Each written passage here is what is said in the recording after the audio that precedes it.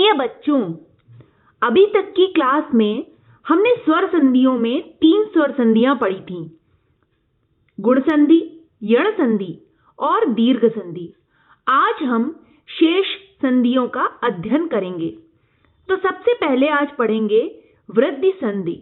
वृद्धि संधि क्या होती है, किस प्रकार होती है और क्या इसके नियम हैं, आज हम इसका अध्ययन करेंगे।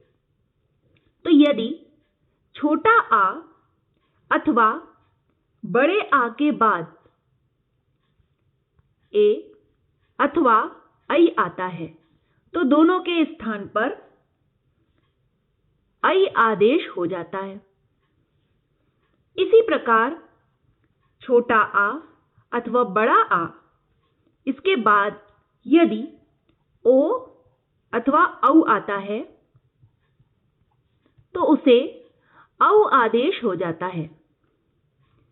वृद्धि संधि को हम एक सामान्य प्रक्रिया के माध्यम से समझ सकते हैं। इस प्रकार की सामान्य प्रक्रिया बना लेने पर कभी भी कोई गलती नहीं होगी।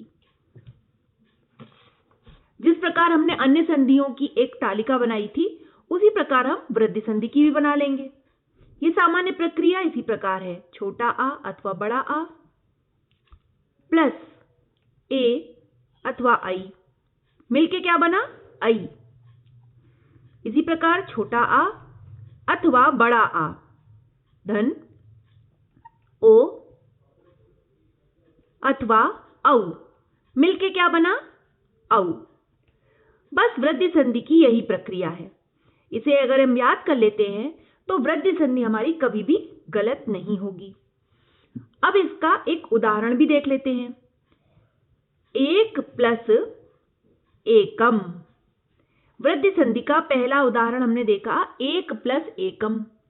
अब एक के क में क्या है, छोटा आ, उसके बाद छोटे आ के आगे आ गया ए। तो हमारे नियम के अनुसार छोटे आ के बाद यदि ए आता है तो क्या बन जाएगा, ऐ। तो एक का आ और ऐ, एक का आ और आगे वाले ए का एक मिलके बनता है ऐ। तो शब्द क्या बनेगा, एक एकम। आ और ए मिलके ऐ बन गए। ये हो गया इसका पहला नियम। अब इसी प्रकार अन्य उदाहरणों के द्वारा हम इस नियम को समझेंगे।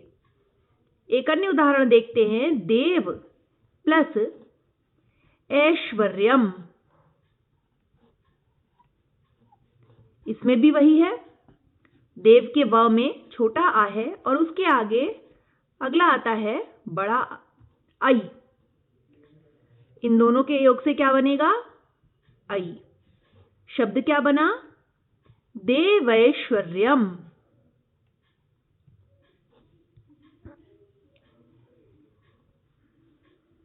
अन्य उदाहरण देख लेते हैं, गंगा प्लस ओघः। बच्चों, ये सारे ही बहुत ही विख्यात उदाहरण हैं। इनका अभ्यास यदि हम कर लेते हैं तो हमें कभी भी परेशानी नहीं होगी। इसमें है बड़ा आ और आगे है ओ, जो कि हमारा दूसरा नियम है। तो इसके योग से क्या बनेगा, औ। शब्द क्या बना, गंगौघम, गंगौघः। अब एक अन्य उदाहरण और देख लेंगे। ये भी बहुत विख्यात शब्द है, आपने अधिकतर सुना होगा, महा धन औषधि। ये शब्द आ गया। अब इसमें आप देख ले, महा के हा में बड़ा आ है और उसके आगे है औ। शब्द क्या है, बनता है यहां पर महौषधि।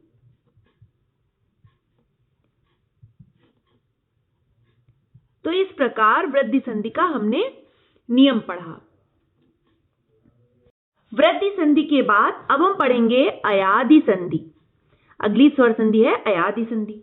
तो अयादि संधि का नियम क्या है कि जब ए, ऐ, ओ तथा औ के बाद कोई स्वर आए, कोई भी स्वर आता है स्वर आता है तब क्या होता है? ए को अय आदेश, ऐ को आय आदेश, ओ को अव आदेश और औ को आव आदेश हो जाता है। तो ये है अयादि संधि का नियम। अब इसे हम उदाहरण के द्वारा भी समझते हैं। उदाहरण लेते हैं, ने धन अनम। ने में ए है और उसके आगे कोई भी स्वर अर्थात छोटा आ है, तो दोनों के मेल से क्या बनेगा? आय। अब आपका शब्द क्या बना? नयनम। तो इस प्रकार पहला सबसे आ गया आय, इसका नियम हमने देख लिया। अब अन्य उदाहरणों के द्वारा अयादि संधि को समझते हैं। जैसे एक शब्द है नई धन अकह। अब नई में ऐ है, उसके आगे स्वर है छोटा आ, दोनों मिलके क्या बने? आय। शब्द क्या बना? नायकः। इसी प्रकार भो प्लस अनम, शब्द क्या बना? भा में ओ है और ओ के आगे कोई भी स्वर अ है, इन दोनों के योग से क्या बना? अव। शब्द क्या बना? भवनम।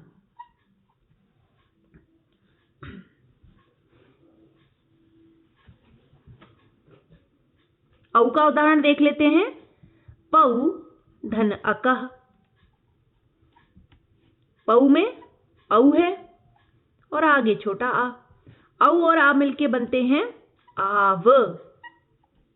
शब्द क्या बनेगा? पावकः। बड़े ही विख्यात सारे शब्द हैं, ये सब सुने हुए हैं हमने, लेकिन इसकी जो प्रक्रिया है, जो इसकी मेकिंग है, वो कितनी खूबसूरत है। देखिए कैसे किन शब्दों के योग से पावक शब्द बना। इसी प्रकार नाविक शब्द भी देख लेते हैं, नाविकः। इसकी भी कैसे इसका निर्माण होता है ये भी देख लेते हैं। नौ धन इकः। अब देखिए अभी तक छोटा आ रहा था सब जगह, यहां पर छोटी ई है, तो नौ में क्या है? औ और आगे कोई भी स्वर अर्थात ई है, दोनों के योग से क्या बना? आव। शब्द क्या बनेगा? नाविकः। अब इसको अगर आप चाहें तो मैं अलग अलग करके दिखा देती हूं कि आपको कोई संदेह ना हो। कि देखिए नौ में से ये औ और इक का इक, ठीक है। अब ये जो औ है इसको क्या आदेश हुआ है? आव। तो अपने पास क्या क्या शब्द हो गए? देखिए न आव छोटा ई क।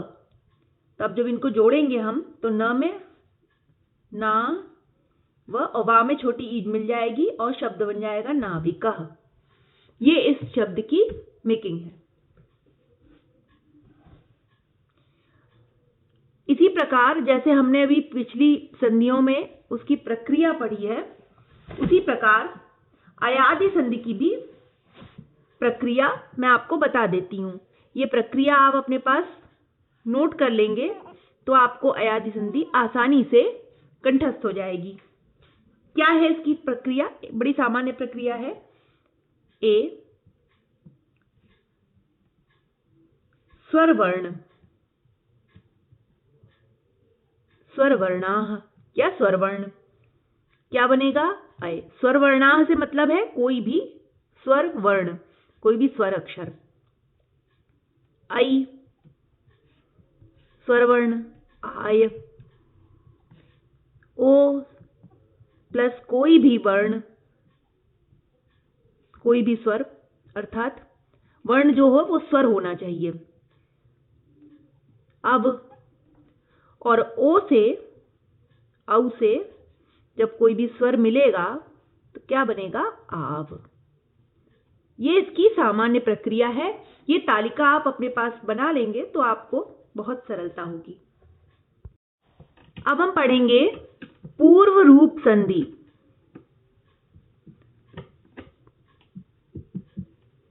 ये भी एक स्वर संधि है। अब हम पढ़ेंगे पूर्व रूप संधि। पूर्व रूप संधि को अयादि संधि का अपवाद कहा जा सकता है, अर्थात यदि पद के अंत में स्थित ए ओ के बाद यदि ह्रस्व अ यानी कि छोटा आ आता है तो ए प्लस छोटा आ के स्थान पर पूर्व रूप संधि ए एकादेश हो जाता है। इसी प्रकार ओ प्लस छोटा आ के स्थान पर ओ एकादेश हो जाता है, अर्थात ए ओ के पश्चात आने वाला छोटा आ अपना रूप ए ओ में ही विलीन कर देता है।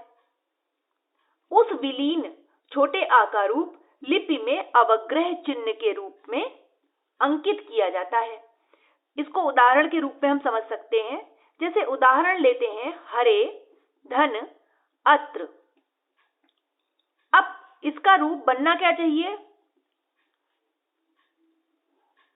हर यत्र, परंतु ये इसका रूप नहीं बनेगा। इसका रूप हरयत्र नहीं बनेगा। इसका रूप क्या बनेगा? इसका रूप पूर्व रूप संधि के अनुसार बनेगा। हरे अवग्रह लगाएंगे और त्र, हरेत्र। तो यहां पर जो छोटा आ है वो लुप्त होकर अवग्रह के रूप में आ गया है। यहां उच्चारण के समय हरेत्र ही पढ़ेंगे, इसका उच्चारण नहीं करेंगे। अब अन्य उदाहरण के द्वारा पूर्व रूप संधि को हम समझ लेते हैं। जैसे मान लेते हैं, उदाहरण लेते हैं ते धन अपि। शब्द बनेगा तेपि। इसी प्रकार विष्णु धन अव, शब्द बनेगा विष्णोव। तो बच्चों ये थी पूर्व रूप संधि। अब आगे बढ़ते हैं। आगे है अगली संधि पररूप संधि। अभी हमने पढ़ा था पूर्व रूप संधि। पूर्व रूप संधि है अयादि संधि का अपवाद। इसी प्रकार पररूप संधि को कह सकते हैं वृद्धि संधि का अपवाद। कैसे, आइए देखते हैं। उपसर्ग के छोटे आ के पश्चात यदि ए या ओ आता है तो उनका पररूप एकादेश हो जाता है। इस पररूप संधि को वृद्धि संधि का अपवाद कहेंगे। पररूप कार्य से तात्पर्य है कि जब पूर्व पद का अंतिम वर्ण अगले शब्द के आदि वर्ण के समान होकर उसमें मिल जाए। इसे हम उदाहरण के द्वारा समझते हैं। ऐसे कंफ्यूजन हो सकता है, परंतु उदाहरण जब हम देंगे तो उससे आसानी से वो चीज समझ में आ सकती है। जैसे मान लीजिए प्रधन एजते, ये शब्द है। प्रेजते में वृद्धि कार्य प्रैजते होना चाहिए। इसमें छोटा आ है और आगे आई है। तो नियमतः जैसे वृद्धि संधि अगर हम करेंगे तो इसमें इसका रूप ऐसे बनना चाहिए, परंतु रूप कैसे बन रहा है? प्रेजते। ये रूप गलत है। रूप बनेगा प्रेजते। इसका अर्थ क्या है? प्र में स्थित अ की स्थिति ए में ही मिल गई है, अर्थात ए जो है, जैसे छोटा आ धन ए, इन दोनों के स्थान पर ए एकादेश हो गया है। इसका कोई अस्तित्व नहीं रहा, ये इसी में विलीन हो गया है। यही होती है पररूप संधि। इसका एक उदाहरण और देख लेते हैं। इसमें जो प्रथम पद होता है वो उपसर्ग होता है। उपधन ओषति। इसका रूप क्या बनेगा? उपोषति। इसमें जो छोटा आ है वो आगे ओ है, उसमें विलीन होकर ओ ही रह गया है। पर रूप, आगे वाले रूप के समान हो जाना, उसको बोलते हैं पररूप संधि। अब अंत में एक संधि और बची है। इसे संधि के अंतर्गत नहीं रखा गया है, परंतु इसकी गणना की जाती है। यह है प्लुत। प्रकृति भाव का अर्थ है संधि करने का निषेध, अर्थात प्रकृत वर्णों में विकृति न करके उन्हें ज्यों का त्यों बनाए रखना। वस्तुतः इसे संधि का भेद नहीं कहकर संधि का अभाव ही कहना चाहिए, क्योंकि संधि नियम लागू होने की स्थिति में भी संधि कार्य नहीं होता। यदि कोई वर्ण प्लुत या प्रग्रह संज्ञक होता है और उसके बाद अच आता है तो प्लुत एवं प्रग्रह संज्ञक वर्णों का संधि न हो, इसे प्रकृति भाव कहते हैं। तो संधि का नाम है हमारी प्रकृति भाव।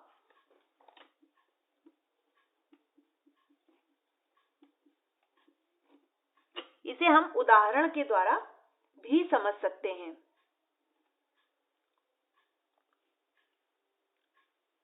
जैसे इसका उदाहरण है विष्णु धन इमौ। इसमें कोई परिवर्तन नहीं होगा, शब्द विष्णु में बड़ा ऊ है, विष्णु इमौ, ये ऐसे का ऐसे ही रहेगा। इसीलिए इसको कहा गया है प्रकृति भाव, अर्थात इसमें कोई परिवर्तन नहीं होगा। तो बच्चों, आज हमने स्वर संधि के 8 प्रकारों को अध्ययन किया और उनके सारे नियम और उदाहरण भी पढ़े।